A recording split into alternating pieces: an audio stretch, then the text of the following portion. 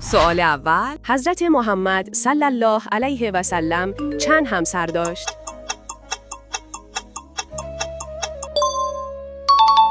یازده همسر. سوال دوم، نام دایه حضرت محمد صلی الله علیه و سلم چیست؟ این سوال رو شما در کامنت پاسخ دهید. اگر تا اینجا برات مفید بوده، لایک فالو رو بزن. برویم سراغ سوال بعدی. سوال سوم، حضرت محمد صلی الله علیه و سلم چند فرزند داشت؟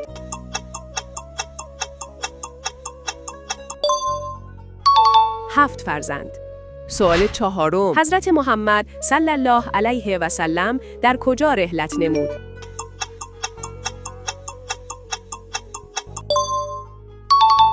در مدینه منوره.